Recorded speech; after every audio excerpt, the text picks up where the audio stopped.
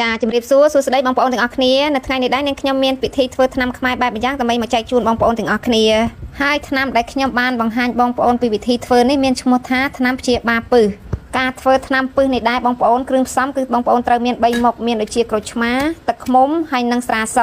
ចាជាដំបូងគឺបងប្អូនត្រូវយកក្រូចឆ្មាហ្នឹងគឺក្រូចឆ្មាខ្មែរបងប្អូនយកក្រូចឆ្មាហ្នឹងមកហើយគឺយើងយកមកដំលើជ្រុញដំវាឲ្យបែកសាញចាពេលដែលដំឲ្យបែកសាញហើយបងប្អូននឹងឃើញគ្រាប់វាខ្ចាយចេញអញ្ចឹងបងប្អូនត្រូវយកគ្រាប់ហ្នឹងមកដំដែរបងប្អូនគឺត្រូវដំឲ្យបែកទាំងអស់ទាំងក្រូចទាំងផ្លែក្រូចទាំងគ្រាប់ក្រូចនៅពេលដែលបងប្អូនដំចានៅពេលដែលបងប្អូនដំទៅគឺវាខ្ចាយខ្លាំងវាខ្ចាយទឹក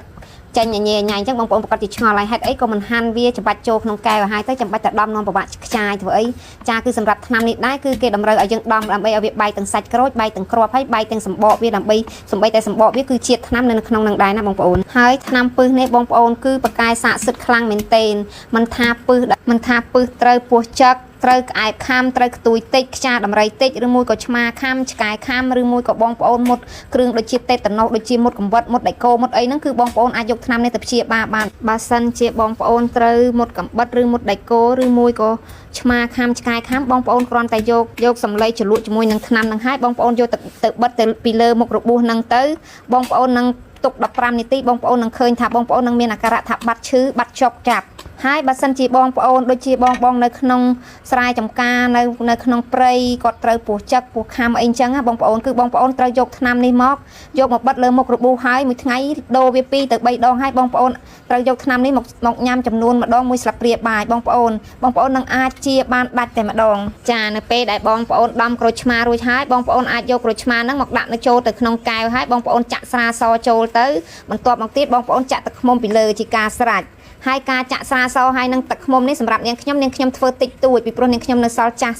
ច្រើនក្រែលហើយអញ្ចឹងនាងខ្ញុំធ្វើដបចំនួន80 ml ដោយនាងខ្ញុំប្រើក្រូចឆ្មាចំនួន3គ្រាប់ស្រាសនាងខ្ញុំប្រើប្រហែលជា 70%ទឹកឃ្មុំ 30% ហើយនៅពេលដែលនាងខ្ញុំចាក់ចូលហើយកែវពេញបន្ទាប់មកបងប្អូនអាចយកចង្កឹះក៏បានស្អីក៏បានឲ្យទៅថាអាចកូរបានសម្រាប់នាងខ្ញុំកែវនេះតូចនាងខ្ញុំយកចង្កឹះកូរហើយបងប្អូនក្លុកវាទៅហើយជាការស្រេចនៅពេលដែលបងប្អូនធ្វើរួចហើយបងប្អូនយកថ្នាំមកថើបមើលបងប្អូនគឺឈ្ងុយខ្លាំងណាស់ដោយសារតែថ្នាំនេះគឺគ្រឿងផ្សំរបស់វាក៏ឆ្មាខ្មែរហើយទឹកឃ្មុំ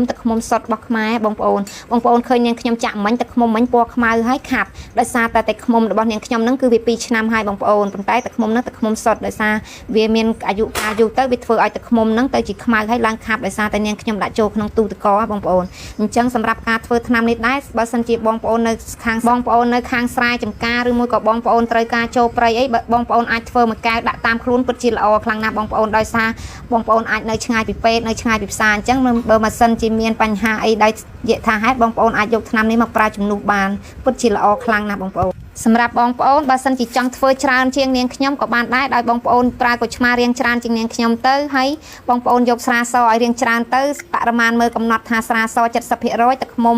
30% ទៅបងប្អូនការធ្វើថ្នាំនេះដែរបងប្អូនទុកកាន់តែយូរកាន់តែល្អកាន់តែងុំកាន់តែមានប្រសិទ្ធភាពខ្ពស់សម្រាប់បងប្អូនដែលគាត់ចង់ធ្វើច្រើនហើយបងប្អូនខ្លាចថាខូចបងប្អូនមិនចាំបាច់ភ័យទេគឺទុកកាន់តែយូរកាន់តែល្អសម្រាប់វីដេអូធ្វើថ្នាំពឹសនៅក្នុងថ្ងៃនេះគឺមានតែប៉ុណ្្នឹងឯងអរគុណច្រើនសម្រាប់បងប្អូនដែលតាមដានការធ្វើថ្នាំនេះហើយបើសិនជាបងប្អូនគិតថាការធ្វើថ្នាំនេះមានអត្ថប្រយោជន៍សម្រាប់បងប្អូនសូមបងប្អូនជួយ like ឲ្យបេះដូងនិង share ចែករំលែកបន្តបើសិនជាបងប្អូនមានចម្ងល់នៅក្នុងការធ្វើថ្នាំនេះដែរបងប្អូនអាច comment នៅខាងក្រោមវីដេអូនេះបានអរគុណច្រើន